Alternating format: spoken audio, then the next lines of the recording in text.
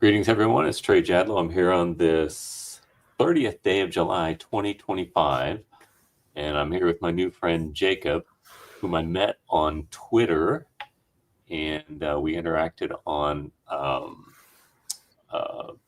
an account. What is his name, Jacob?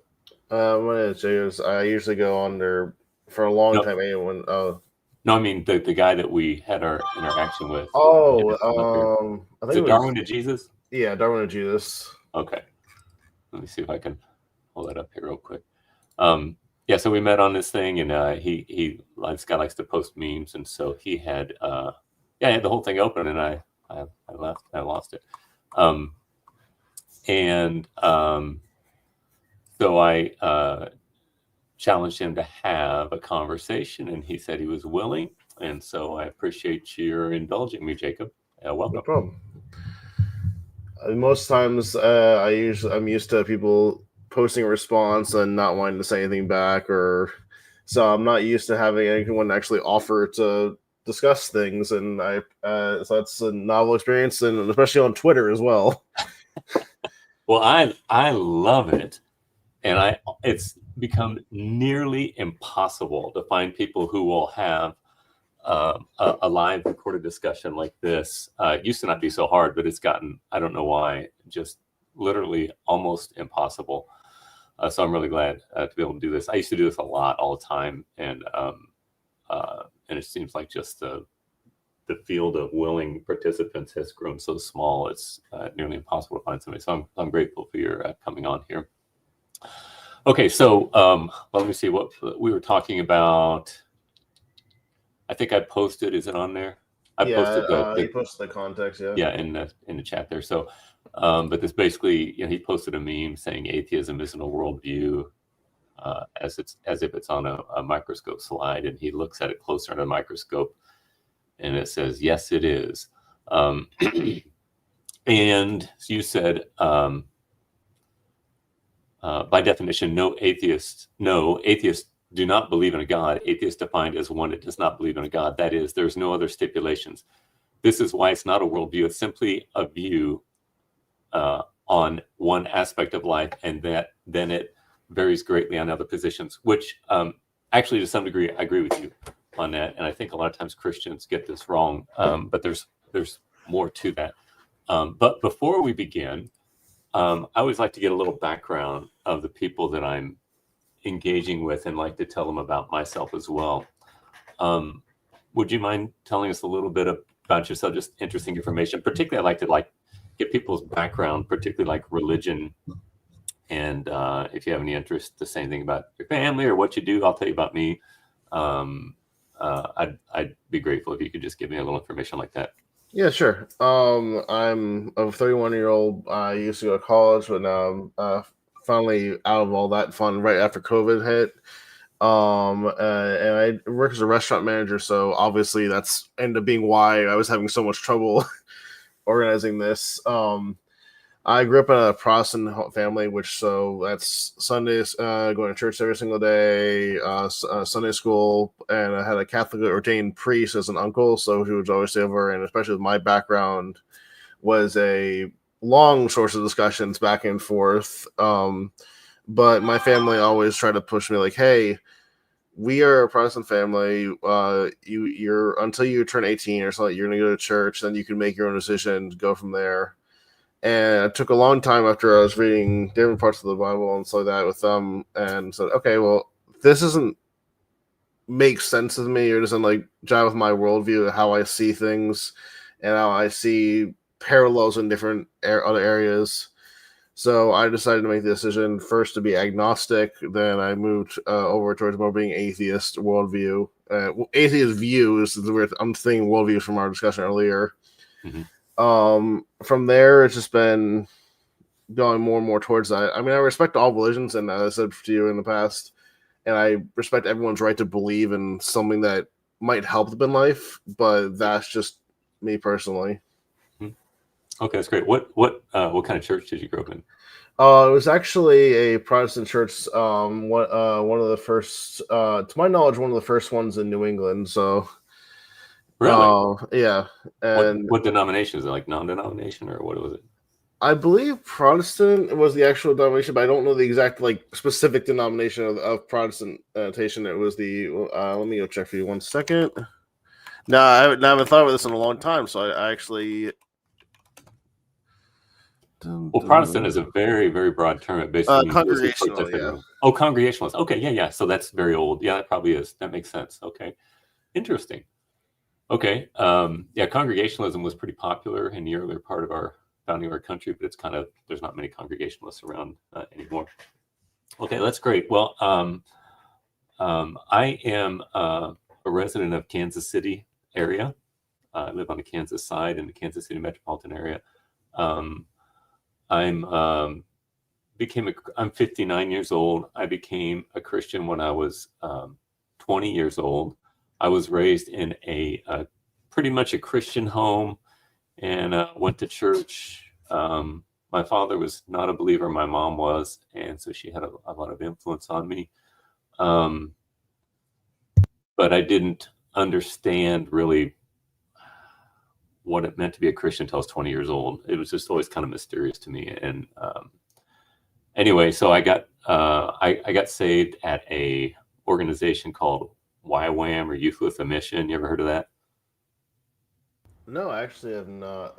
Okay, it's a kind of a youth missions organization, and I don't get too give a long story on that. But anyway, so it was kind of a community setting for Christians. It was a missionary training facility thing, and I wasn't even a Christian when I went there, but I gave my life to Christ while I was there. Met my wife there, and then got married and moved back to Kansas City in 1991, I think. And then went to work for my dad, who was a dental technician, make crown and bridge, work for dentists, make the teeth for the dentists when they do the restorations for the patients. And I've got 6 kids, ages 35 down to 22, 3 boys, 3 girls. And so I am now, sadly, I'm divorced. I have my own business. I work alone as a dental technician now in the Kansas City area. And so when I was younger at this YWAM organization, I was at Youth with a Mission. It's a charismatic organization. You know what charismatic means? Yeah, more like you're willing to put yourself out there, more into play a crowd. miracles Yeah, and prophecy and all that stuff. not in So, a prophecy part, but I understand where you're coming from with a charismatic, like personality, stuff like that.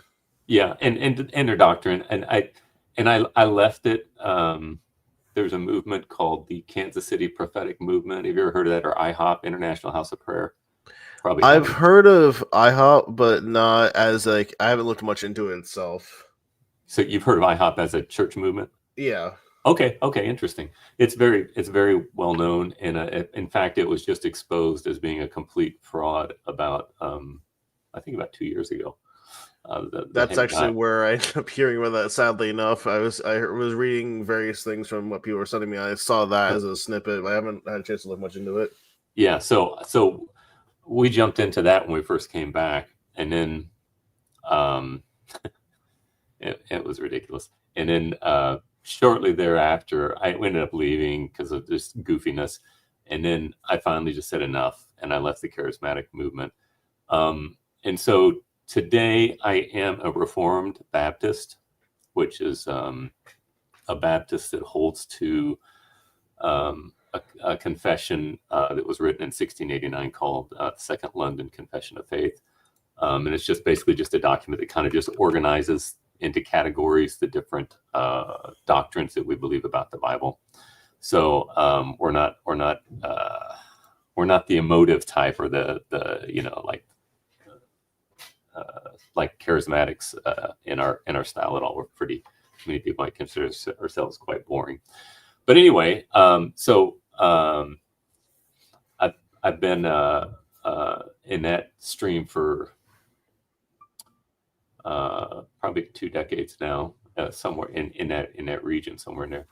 Anyway, and so I like to think about things. I really like philosophy. I'm not well trained or anything like that, but just I'm kind of self-taught. Most of the stuff I learned, I never did well in school because You got to give me a reason for something for me to be interested in it. And I could not see the purpose in life I'm not motivated by money or power or prestige so much. And so when I was in high school, I just wanted to get out. Then when I became a Christian, everything changed. Everything kind of opened up. The Technicolor was completely different. But anyway, I like to kind of just learn stuff that's interesting to me. And I like to listen to stuff while at work. And so I'm kind of an autodidact in that sense. So you have any questions or anything? No, not too bad. I was chuckling to myself because I was actually nodding. So I'm so used to talking with my mic actually working, so I was catching myself doing that. But it's always good to hear that people have understand, like, hey, while this might be according accepting my worldview and actually agreeing with it, it may not be what's best for me. So it's good to hear that it's not anything that's like you're seeing this agrees with me, so I want to say this no matter what it is. And I've seen that a lot, especially with stuff of people talking to on Twitter and other places. Like, just because X person agrees with me, I want to stay with him and agree with him on what he says as well to back him up. So that's awesome here, and I appreciate wanting to learn more about everything with that. I had the same issue in school, which is more. I learned differently because more of I don't know if you know the term difference between physical and book learners. How I'm a kinetic learner too. You're practical. You mean when you learn? Yeah.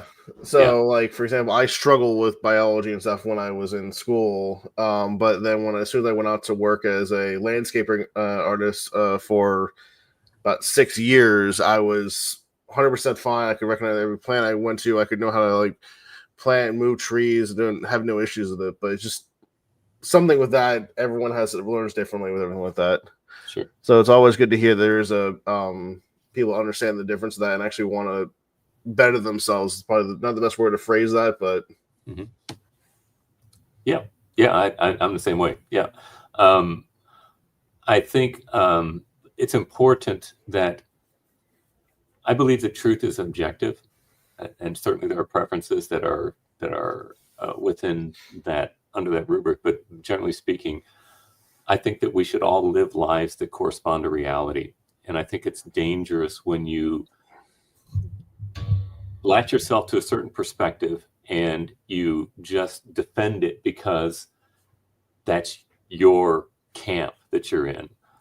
I don't believe I do that at all. I'm not a Christian because I was raised a Christian. As far as I can perceive, I don't follow what I believe because it's some tradition that was handed down to me, but I've tested it and it makes sense to me. In fact, it's the only thing that makes even remotely makes sense out of the world. And I think it's important for us to live lives that correspond to reality and have an open mind and being willing to change. But I think also we live in an age that is very emphatic when it comes to education and to technology.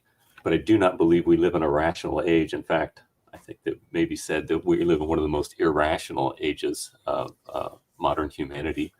And I think it's very important that we test our ideas. Socrates said the unexamined life is not worth living. And I think that it's important for us to ask these big questions about who am I? Where did I come from? What is the meaning of life?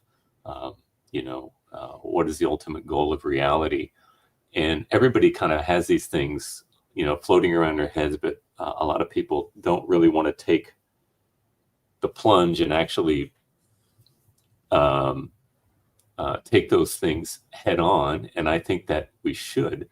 I think oftentimes religious people are afraid that their traditions will be shattered if they question them.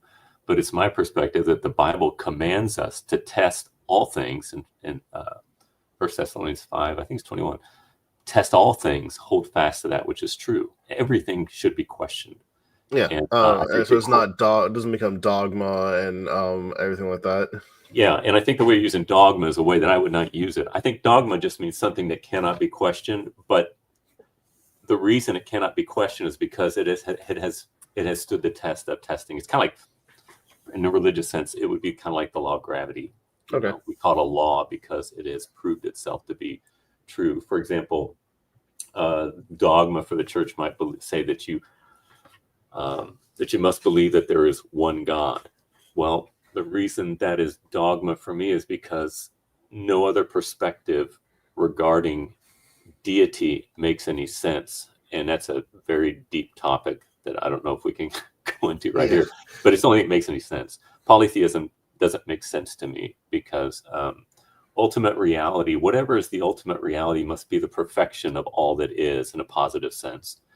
And if you have two of those, there must be some differentiation between those two beings, and that differentiation would mean that one of them is lacking something in order to differentiate it, and therefore it wouldn't be God. So monotheism is the only thing that makes sense. And so that's a kind of just an example of things for dogma for me. But oftentimes, and for most people, I would say most Christians, dogma, especially in the Roman Catholic tradition, is things that you are required to believe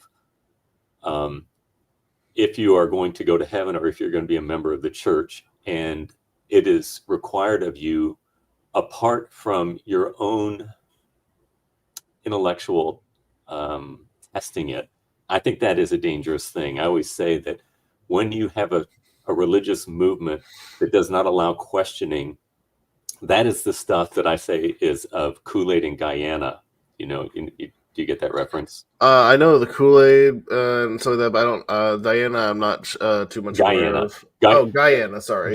Jim Jones back in early 70s, I think it was. Yeah, the Kool-Aid, spiked Kool-Aid that killed, I think it was like 93 to 100 people. I forget the actual place's name, but yeah. Yeah, it was Guyana. Oh, okay. I thought you said Diana. Sorry about that. Yeah, so it was in South America, a country in South America.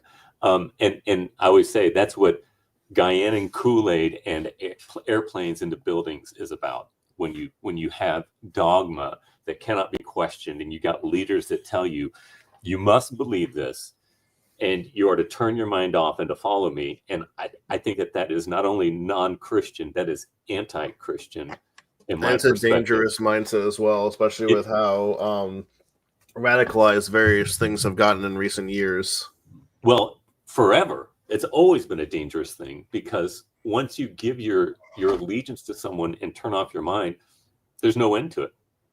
And it's not uncommon for those people to end up dead in some wacky movement that is not true. It's not real.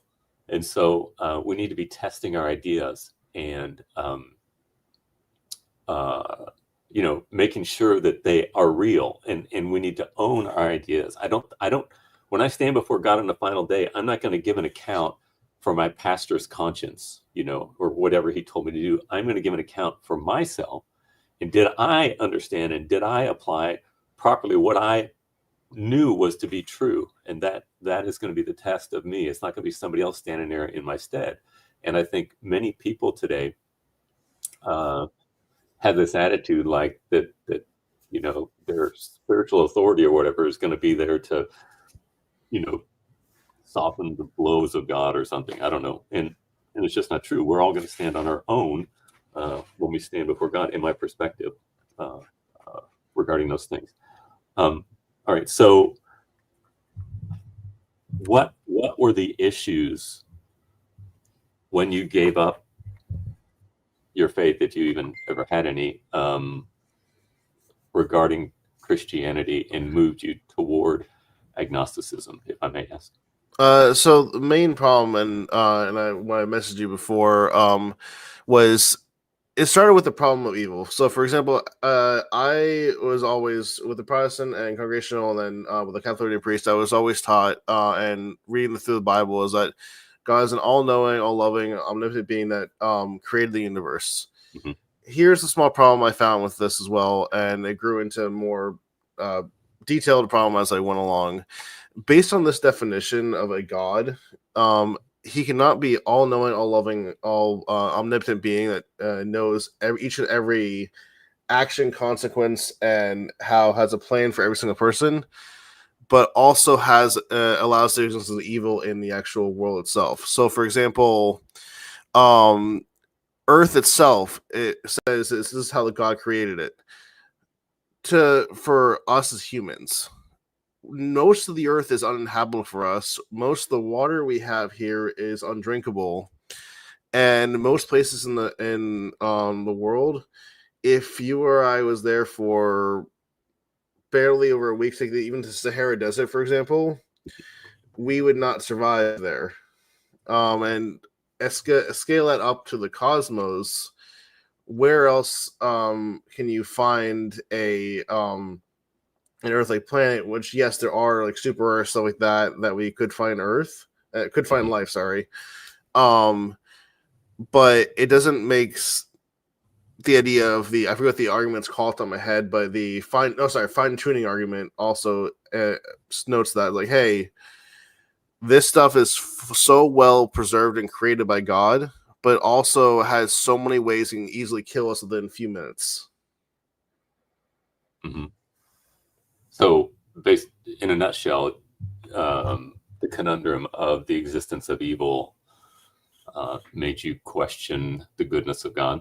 Yes, more or less. Because there's more to that as well, but I'd like to get your idea, like how an all-knowing yada yada yada God could allow for that to happen while also having a plan for every single person itself.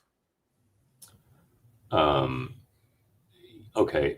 Let's see. I guess we should start with, from the Christian perspective, we are in a state of entropy. Well, that's just a fact that everything is kind of falling apart. We're dying of a heat loss death. And this world is broken.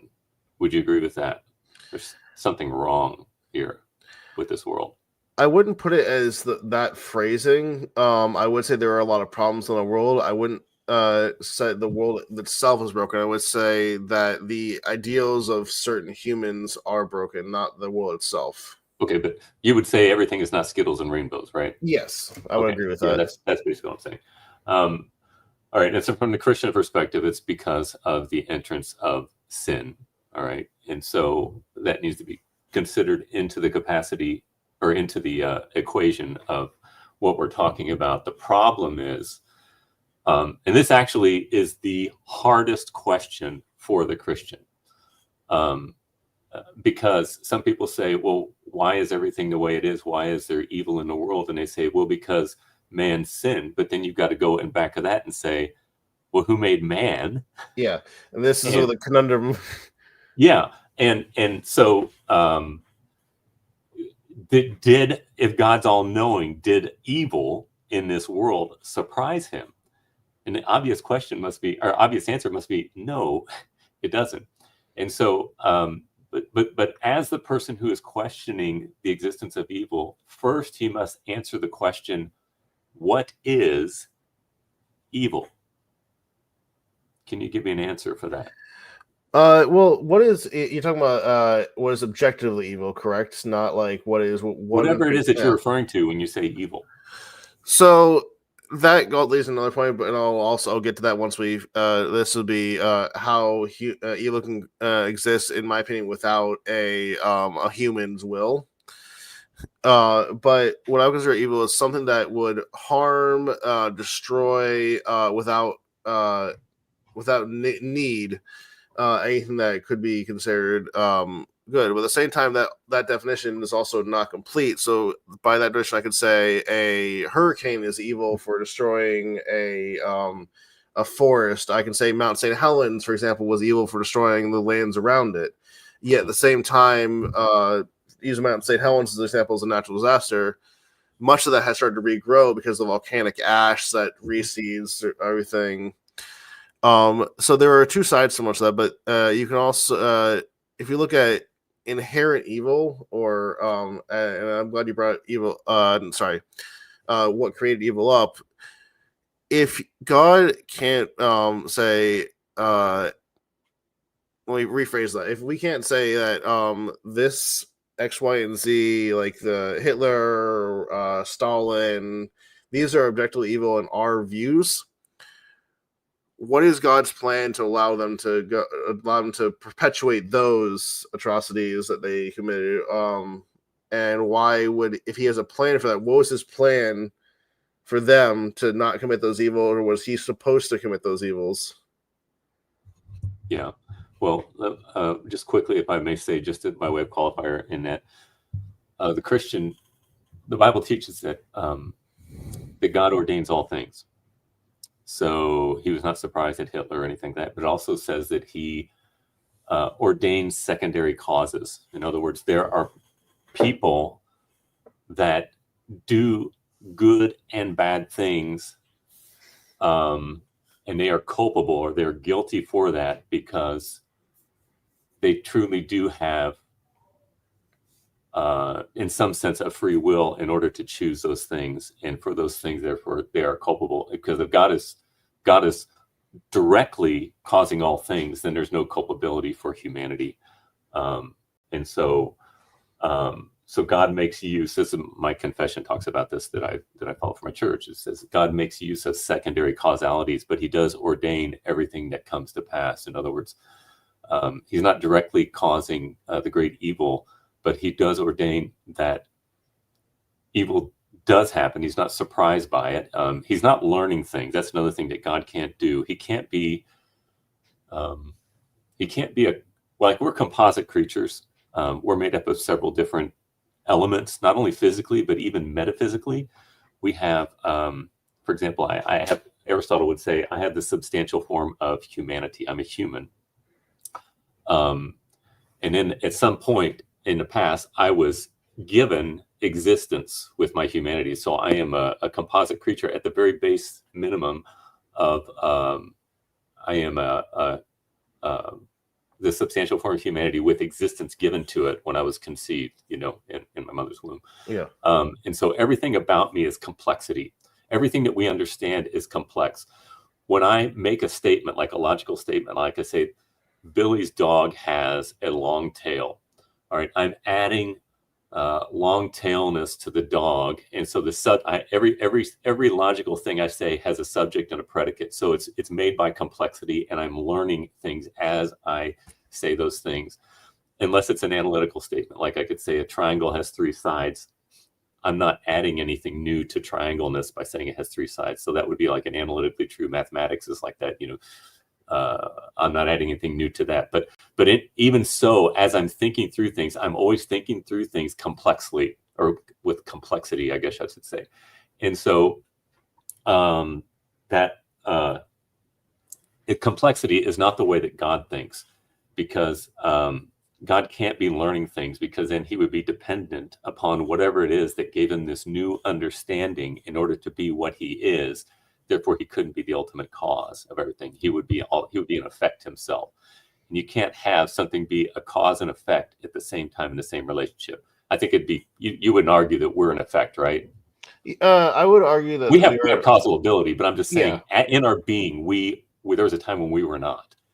Right? Yeah, I could say we are an effect. Though I will point out, and I'll return back to that later, is that there is a problem with just accepting, in my opinion, you may disagree with this, on just accepting that God is unmoving. I forget the term, is unmoving mover. Yeah. Or uncaused causality. Mm-hmm. But we can return to that if we have time. My main concern is you brought back up the ordained by God point, which is like we have free will to decide our decisions, and God ordains or changes what we decide to do. Mm-hmm. However, and if you go back to the definition of God in the Christian sense, is that goes against, from my understanding of an all-knowing, because if God is all-knowing, He knows every decision we will make. Yeah. So by that definition, there is no. If you go off that straight definition, we have no free will, because God already knows what we will change, even if we have ordained choices. He already knows what choice we will make because of being all-knowing. Sure. So not only does He not know, but I would take that a step further, saying He's not all-knowing. He's all-ordaining. He ordains everything that we say, even though we are. And it's important. You got to keep two different realms in mind here when we're talking about this. You've got the way God relates to the universe, or to us, which is called accommodational language. It's called analogical language. God relates to us in a certain way so that we can understand.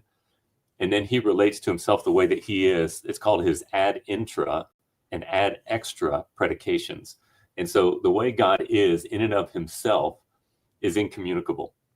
It cannot be shared, because the sharing itself would be a complexity. It would be an adding to it itself. Now we can know that he is such a thing, but we cannot actually interact with him in that way, because the interaction in and of itself represents change, and he himself doesn't change. So when God ordains all things, it doesn't mean that there was some time in the past when he came up with something. Everything, Aristotle would say God is pure act or pure actuality. Aristotle would say there's pure actuality, and then there's potentiality. Like, I have the potential to say the word dog. And when I just made that word dog, I actualized my potentiality to be able to say the word dog. All right. And so I am a composition or composite being who is both act and potency. In other words, I actually do exist, but I'm also changing at all times, and I'm actualizing potentials all the time. And so I am this, again, a complex creature. God is not like that. God is pure act.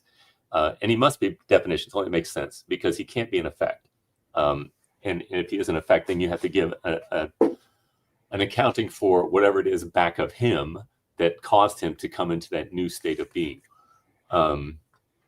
Anyway, so whenever we're talking about the existence of evil, there's a sense in which God ordains all things, but there's also a sense in this world in which we really are making choices. You would agree existentially that you choose to have a bowl of vanilla ice cream, right? Yeah. Okay. And so just, existentially, we can see these things, but the idea is that God is ordaining all things, even evil, and yet he himself is innocent of that evil. There's an element of mystery in that, but it's not contradiction, because I am saying that God is in a realm of pure actuality, and he doesn't just know things, but he is working all things toward an end goal. And let me say something, though, but I kind of jumped over something. This is a point that's a very important point to make. If you're going to say that there's such a thing as evil, the way you described evil is anything, I won't say anything, is something that destroys or attacks the sanctity of existence. Does that make any sense when I say that? Yeah, and that's goes in another point I can make once you're all set, and I'll wait till you're finished with that. Okay, so if you're going to say that evil is that which attacks existence or sanctity of existence, you are implicitly saying that existence is inherently valuable. Would you agree with that? I would say we place not that in more or less inherently, yes. What I would say also, and to add to that, is that we place our own moral sanctity on survival and everything like that. So, for example, this is what we are going into when morality, but I won't get too into that because we don't want to get off topic. Is that humans as a species, the U.S. as a country, me as a person, you as a person, I can say my life is something that precious to me. The life of my family is precious to me, and that for me is become evil if someone tried to kill my family, kill my cat, or whatever it is. That would be evil to me. Okay, and this is I want to hone on this. This is very important that we understand this. So, would you say that you are determined to value existence? I would say I value existence as I see it. And No, I'm saying when you were created, were you determined to be a valuing creature toward your own existence? You're talking about when I was born, correct? I would say at that point I was not aware of my existence outside of No, but you were programmed. That's what I'm saying. Are you determined? Were you programmed to value existence? That is a discussion. That is a way of looking at. I had not thought about much because if you are as you learn things and form connections. So, for say, for example, if I didn't know my mom, I'm not programmed to know exactly. Hey, this biological person birthed me. So, say if you have someone go to an orphanage or something like that, these kids don't know whoever their birth parents are or anything like that. Mhm. But by the argument of programming to think of it sanctifiedly, are you suggesting that by being born, these kids know exactly by programming who their parents are to love and cherish that as a sanctified thing, if I can speak English properly? Mhm. Yes. And that term sanctify existence, I kind of made that up. So it's kind of maybe a weird term to use regularly, but to value existence or to treat it as special. Yeah, but if somebody does not value life, do we say that there's something wrong with them? Let me define that for just so we are both on the same page. Do you define that as all life, human life, animal life, or I would say, as a general sense, we all agree as a society that we should preserve the earth. You agree with that? yeah, I would agree Okay. with that. Same thing. The sanctity of existence is programmed into us all. And when your friend, if you have a friend who's depressed and let's say she is contemplating suicide, what is your first instinct toward her? Is always talk to my friend, make sure that they're first off, what can I do to help? What is She's they having need? bad thoughts, right? Yeah, Okay, so everything that you do, every law that we make in our society is centered around the sanctity of existence. The reason we have green lights and red lights is to sanctify existence. The reason you can't go around axe murdering people is because of the sanctity of existence. Everything that we do, all moral code presupposes an objective sanctity of existence in reality. Now you say, well, some people, they come to the end of their life and they what do you call it? They have assisted suicide. Well, yeah, the reason they do that is because they've given up on the sanctity of existence. They say there's no hope anymore, so I'm just going to cut it short because I'm going to die anyway. But if they could live, that they would live if they were in a right state of mind. So everything centers around the sanctity of existence. So the question always says, here's what I always ask the atheists. I say, is existence objectively valuable? And every single time they say, well, it's valuable to me. yeah, But I could say it's. I can see both sides of that because while it's objective to me, there are outliers in even humans, like you said, Jim Jones, Ted he was Bundy. bad though, right? We all agree. No, I'm not. And I'm not saying that he isn't. What I'm pointing out to you is that there are individuals and groups of people that would note that certain lives, certain are not sanctified. Like we were talking about Hitler before. You can go through his views on the Jews and everything like that. But even The Hitler was trying to save the phenomenon of existence. That's what uh, Plato said. The goal of everything is to save the phenomenon of existence. By destroying the existence of others, though. Well, he was wrong, but in his mind, was he not trying to sanctify existence? In his mind, he was trying to sanctify the existence of his soul people, while they're at the expense And of because others. they're the best people in the world. In Now, his I'm not mind, yeah. agreeing with him. I'm just trying to make the point that even Hitler, as nutty as he was and as evil as he was, he himself, even so, was trying to save the phenomenon of existence. It was stupid what he was doing, but everybody is motivated by that. And you get some people who just want to kill people just at will for any reason. And we not only do we say you're wrong, we're saying we're going to lock you up. We're going to segregate you because you are that bad. And so the question is not whether life matters to me. That's not really the question at all. It's the question is why?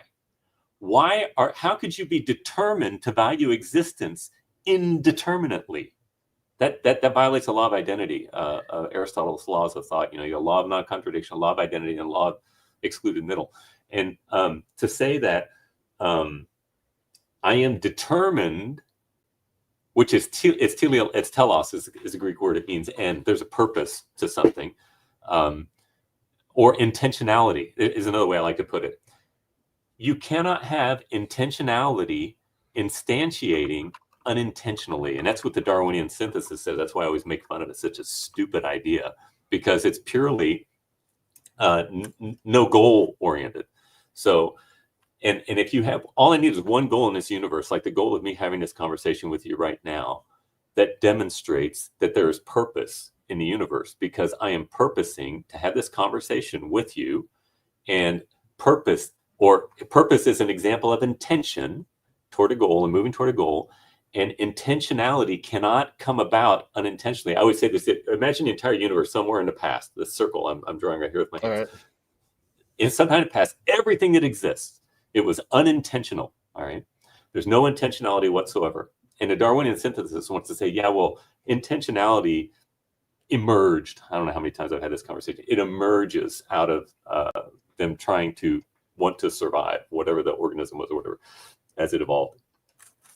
But that doesn't make sense, because you have, if there were a time when everything were unintentional, today we would have pure unintentionality, because in order for intentionality to emerge, something would have to intend it. In other words, unintentionality would have to intend intention in order for it to be, and that violates the law of identity. You're saying unintentionality is intentional. You're saying something is the opposite of what it is, and it doesn't make any sense. If there's intention today, there's got to be something that's eternally intentional. And of course, we say that intention is only something that persons can do.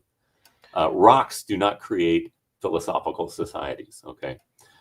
So there's this principle called the principle of proportionate causality. And it basically says that something can only cause in something else what it itself has the capacity to do. And I always use the example of, I cannot impart to my children the ability to fly like a bird, because I don't have that ability. So similarly, unintentionality cannot impart intentionality, because it's unintentional by definition. So yeah. It doesn't make any sense. I'm glad you actually brought that up with Darwin as well, because that's where I was going to bring up your next point, because you brought up I've always struggled to pronounce this teleological argument itself. So before I get into that, do you believe in evolution? I believe in all the aspects of evolution that have been empirically verified. In other words, I believe in a natural selection, in an adaptation through changing environments and historical contingencies and stuff like that. Yes, that has been observed within a certain level. There has been no observation of large-scale evolution and things, skipping, say, for example, the level of family in the taxonomical order. But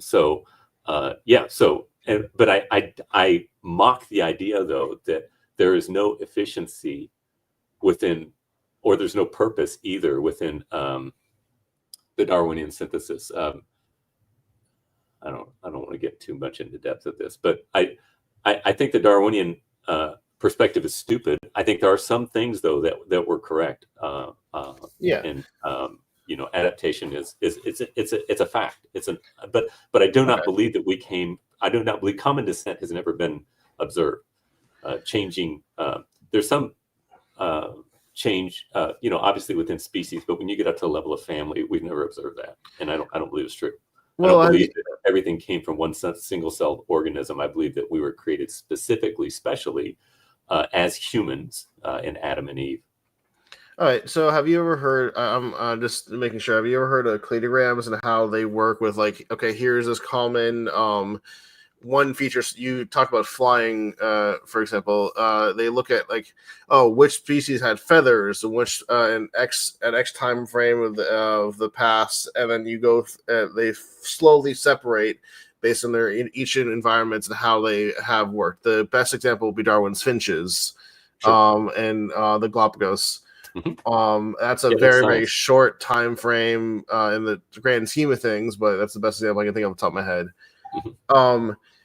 While I agree, I can agree with you that Darwin's original ideas are somewhat nonsensical, because there are things that we have over time proved wrong or changed based on empirical studies, so like that. the general idea itself still holds true, because you can say you have also the ancestral, like what we could see we came from, like as in God, I'm gonna butcher the name of these creatures, and now I had it in my notes and I cannot find it. Australopithecus afarensis or Yeah, something. I was gonna butcher that name for Australopithecus. So, would you consider those and other near humans like Neanderthals that had grew up in the air? Would you consider those design humans, or stuff that we, as a species, interbred and changed and be based on their selection and change? Because we can go through, like, I think, was it 99% DNA of with, I think it was apes recently. I haven't read up on my biology stuff in a while, Mhm. but that shows that there are changes. If you go all the way up through the allele frequencies, say you have something 1,000 years ago, and you make a small change in the DNA sequence that replicates it, and then makes copies and copies. Mhm. As that changes through a long string, one little mutation can make a big change. Say, I think it was whales is probably the best example of this. That immediately went from, not immediately, sorry, over time went from a land creature to more of a aquatic creature, and that changes. That, I would say that that's a change, much more bigger thing than one species. Yes. And so basically you're saying common substance means common source. I mean, we have 98 Yeah, to 98.9% the same as the apes. And the guy who came up with that whole idea that we have so much in the genetic code, he actually renounced his view and he became a Christian. I can't remember his name. He just died a few years ago.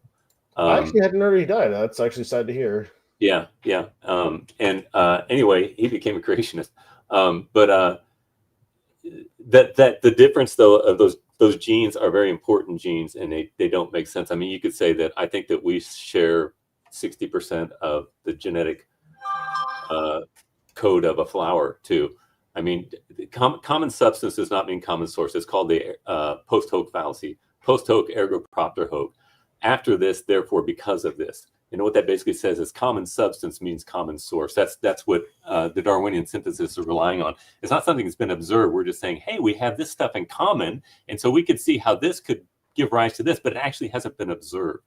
And so I use the example of if I were to lay a bunch of knives out before you, and I had a butter knife on one end, and then a slightly sharper Steak knife, knife, and then or I yeah. ended up with a cleaver on the end over here, and I say this knife gave rise to this knife. We say no, just because they're similar in substance does not mean that they necessarily gave rise to each other. So that's why I say they've been trying to evolve fruit flies since the 1960s. I forget what the science is called because they only have a 40-minute. I think it's a 40-minute lifespan, Yeah, and it's so something very slow. yeah, and so they have very short spans, so that would be the It's kind of very thing where fast, very fast. you might see them turn into something else, and they've never been able to do it. They've done everything they can. They've microwaved them, and they get 6 wings, 4 wings, red eye, blue eyes, all this stuff. But they always remain fruit flies, and so I I don't believe that is science, and I don't want to camp too much on that, other than saying that again, the Darwinian synthesis cannot account for purpose, and we're talking about the problem of, if I can bring this back to here, we're talking about the problem of evil, Yeah, and you cannot have evil unless you have the good, because from the Christian perspective, I think this is correct. Basically, evil is not a positive entity. Evil is just, St. Augustine said this, evil is just the privation of the good. In other words, it's something that's broken. It's lacking something. And so you've got to have the good in order to have the evil. So when the atheist, for example, complains about the existence of evil, he's assuming the good or the sanctity of existence, which cannot exist without God. So if it provides for us a conundrum of giving an answer, for a good God and having evil in the world, um, that conundrum is predicated upon the Christian meta-narrative as a foundation. So they've got to assume the Christian foundation in order to complain against the Christian foundation. You can't do that. You can't steal from your opponent in order to disprove your opponent. And let me say one quote for you really quick here, because I got to go in about 10 minutes here, because I got to get to work. But I want to be able to say this to you. Let me ask you this, Jacob. Have you ever had something in your life bad happen to you that you look back and say, that worked out for my benefit? Not that I can think off the top of my head. I've had various things happen, like from getting hit by a car or like that, but I wouldn't say something that You never had happened. hardship in your life that didn't make you a stronger person? Okay, the phrasing is making a stronger person is more me saying, okay, let me grow from this. That's not like, I wouldn't say that's from like, hey, I have this person trying to change me or this plan ahead of me. I would say that's me saying. I'm not saying every bad thing that happens to you is somehow a good thing, but I'm saying, let me ask this. Whenever you go to a movie, what are you going to see? I'm going to see something that was created by for entertainment or for historical documentary or whatever I'm going to see. Yeah, and so every plot line has, you have your protagonist, your antagonist, your conflict. This is the Aristotelian, plot line. You have your climax, and then you have your resolution. And so every movie that you go to see is going to have some kind of struggle, and then you have like a climax, and you have the resolution of that struggle. Okay, and so really, in a sense, what you're doing when you're going to see a movie is you are going for the purpose of seeing evil. Evil is a necessary component for that movie in order for you to see the triumph over evil. It's not, we don't go to, because if they were to make evil triumph in a movie, nobody would go and see it. So you got to have the good always triumphing the bad, but it is the struggle in and of itself that is part of the spice of life. And I would argue that people have gone to see movies where evil can win, and there are movies that even if they're like part of a trilogy or something like that, there are movies that evil has won. Well, I will say I don't want. That's what you're saying, though. That's what you're saying. It's a trilogy. It's going to be continued on. So yes, you want to go back to see, because you want to go back to see the ultimate triumph over evil, right? So it's temporary. Yeah. So let me quote you, Jonathan Edwards. Jonathan Edwards. You ever heard of the First Great Awakening in America? Have you ever heard of the sermon "Sinners in the Hands of an Angry God"? I have not in a long, long time. He actually was a Congregationalist, but he was a philosopher, a theologian, and a scientist from colonial America. The Encyclopedia Britannica says he was the greatest mind of colonial America. He's a genius, and he was the principal guy of the First Great Awakening in America, which is a great revival that happened in the 1730s, 1740s in colonial America. And he had a great quote on evil. He said, "How is it that God can be happy and decree calamity? Well, consider that he has the capacity to view the world through two lenses. Through the narrow one, he is both grieved and angered at sin and suffering. But through the wide one, he sees evil in relation to its eternal purpose. Like a mosaic, the individual is ugly, but the whole is beautiful." And, some of the most beautiful people that have lived on this planet are people who have gone through tremendous hardship and have persevered and become very beautiful people through the ugliness of their lives. And then you have some people who had no hardship. They have a silver spoon in their mouth, and they're very undesirable people. And so I don't want to take a light attitude about this whatsoever, because suffering is so vast and significant. But if there were no evil in the world, what would be the meaning of mercy or of courage or perseverance? These things require there to be some kind of a struggle in that. And so my perspective is, the reason there is such a thing as evil in the world is because it enables the full expression of God's being in and of who he himself, in showing mercy we show mercy for someone who does not deserve it, somebody who's bad, and you overlook their evil or something like that. And I think that although I don't completely understand it, I know that there is a big picture purpose through evil happening, and I can see it in my own life where I've had some hardship in my life, and that hardship has been an instrument of tremendous growth and made me a much better person as a result of it. Yeah, I can agree that when I think we can both agree on then that hardship can make a person a better person, stuff like that. And it can also break them. Yeah, I was about to get to that point as well. It can easily break a person, make them not want to do anything anymore, want to give up in the sense of things.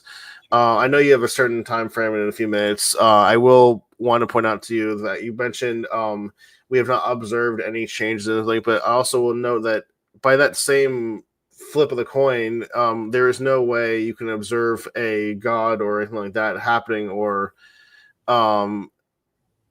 making a choice for you intentionally. So could you say to me that you have physically seen or been able to inherently see a god in making a choice for you, or sorry, not making a choice is a bad phrasing, but in helping you move forward in life? And I guess you would say you can believe in a god when you say you have X hardship helps you make a better person. But I could also say that my character, my strength, and my ability to believe in myself helps me more than believing in a higher power. And that's why it gets back to me saying, I can understand that for you, for example, if you had a hardship, believing in a higher power and believing his plan for you helps you, but that doesn't inherently posit his existence based on that. It just shows that. Yeah. And I haven't made that argument. That's not the argument. Yeah, no, I'm making a moral argument right now, which is I think it's a very powerful argument. Again, you can't have morality is always based on intentionality. There's an intention. There's existence is special, which is it shows an intention. You cannot have intentionality instantiating unintentionally. That's Romans chapter 2 in the Bible. But my first argument I generally make is you cannot have creation without a creator. And another way to say it, you cannot have an effect without a cause. Would you agree that you are an effect? I would agree that I'm an effect in of my own families, though I would say that calling would you agree that, let me put this one further. Would you agree that if I said down the line, I think the argument for this is the God of the gaps, down the line, say if we figured out what was before the Big Bang in science, that most people say at the start of the universe, then the God created all this. Would you say that if we found that out and we figured out a scientific thing to prove that, would you say that then that point became point before that became God, or would you think that, hey, this now proves that this is now a new causality? It's not a God of the gaps argument. It's an analytical argument. It's not empirical in nature. This is why I'm more of a rationalist than I'm an empiricist, because empiricism can never give you certainty because your senses trick you. So, but I'm a rationalist because rational truths are indubitable, and all science is predicated upon rational coherence. In other words, you can't test something that first is not rationally coherent. Like I cannot test whether blue garage doors Thursdays. I've got to have a reasonable hypothesis in order to be able to test a theory. And so at the very beginning, let me say this, there are only two types of being possible in this universe. There's contingent being or dependent being, and there's necessary being or self-existent being. Would you say that you are self-existent or dependent or contingent? By dependent and contingent, you're talking about like something that was created to be to do a certain purpose, or no. Contingent means that you're dependent upon things in order to live.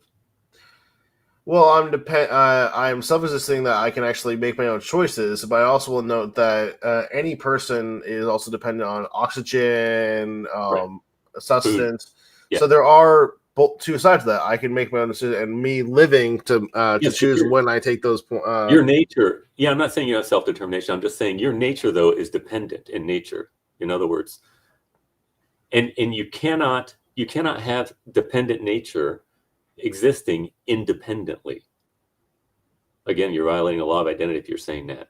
You could not create yourself before you existed. And some people say, well, yeah, my parents created me. And I say, yeah, just keep taking it back. Go back and back as far as you want to go. You cannot have an entire universe made up of dependent being, because then it would be dependent independently. So if there's such a thing, this is an analytical argument. And Jacob, I've been using this argument for 15 years. And not only have I never lost the argument, I've never seen a serious challenge to it. You cannot have dependent being existing independently. So if there's dependent being, there must be something somewhere that has the attribute of self-existence. It's based, and I have to go. I can go look into that for you if you ever wanted to have a conversation. Yeah, but you're talking about the unmoved mover argument, correct? Well, sure, and it's also the cause and effect. We are an effect, but there must be a cause, and that cause itself cannot be an effect itself, because if it started out, anything that starts as an effect makes no sense, because it had to create itself before it existed.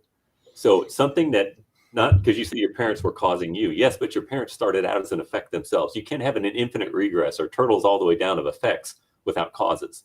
So something somewhere, and this is it's analytically true. The principle of causality is analytically true. To say that you know who Bertrand Russell is. I've heard the name, never looked into who he was yet. So okay, he's a very famous atheist, and he was a mathematician in Great Britain in the 20th century. And he basically said, and this is, you've heard this argument, I'm sure. He said, well, if everything has a cause, then what caused God? Yeah, that's what I was going to get to. Is like, okay, here's but that's not what the principle. I'm sorry. The argument itself is self-contradictory. If you have everything has to have a cause, everything has to have something that would be moving forward with it. What caused God? Okay, but that's not what the principle of causality said. This is funny because Bertrand Russell is a very intelligent man, but he didn't understand the principle of causality, which is kind of funny because everybody thinks he's this super smart guy, which he was. Actually, he was a genius in mathematics. But the principle of causality says every effect must have a cause. It doesn't say everything must have a cause. Nobody has ever asserted that everything needs a cause. That's ridiculous. Every effect must have a cause. So an effect is something that happens. And so if you have an effect, you had to have a cause. And to say that, well, if what caused God is asking the wrong question, because he is the cause. And to say, well, what caused God? You're saying no, you're saying no, God is an effect. And it's like, no, the whole statement is that God is the cause. You say, well, then what caused God? You're saying he's an effect then. It doesn't, well, I will note then what caused the God that you believe in today. So, for example, Christianity itself is a basis around multiple different polytheistic and monotheistic religions throughout the ages. For example, take the the old, how we used to think of religions back in the way olden days. You have Zeus, Poseidon, and all those became Mars, Jupiter in the Roman times. And then from there, they coalesce that into like say, hey, though all these different beings we think on are based on these same principles we give to Yahweh or however you say it. However, then it brings in the argument like what you said, you're a Baptist versus a Catholic and stuff like that.